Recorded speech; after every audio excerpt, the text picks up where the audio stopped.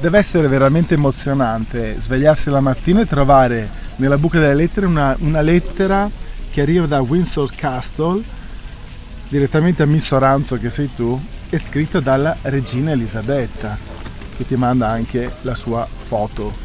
Cosa è successo? Intanto sono stata commossa e non me l'aspettavo di ricevere questa lettera da parte di Sua Maestà la regina Elisabetta.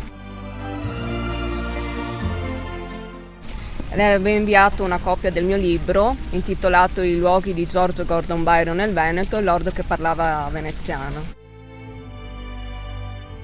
Il libro è questo, è il tuo libro dedicato al poeta Byron, che è un poeta inglese che alla regina piace molto. Sì, mi piace molto, è stato uno dei massimi poeti inglesi del romanticismo. Mi sembrava giusto e doveroso inviare. Ma la regina lo sapeva che aveva vissuto così tanto a Venezia, Lord Byron? Non credo, L'ha scoperto col libro. l'ha scoperto col libro.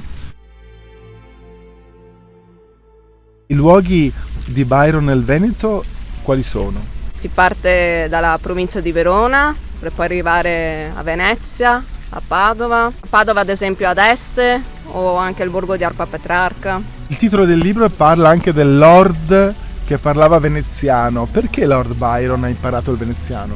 Lui amava molto Venezia, i veneziani, e poi riteneva il veneziano una lingua ingenua, gentile, e con la quale riusciva, diciamo, ad addentrarsi a livello di dialogo con le persone. Ricordando la lettera che la regina ti ha inviato, il nostro buongiorno mattina, Aurora, grazie. Grazie a te e grazie a voi.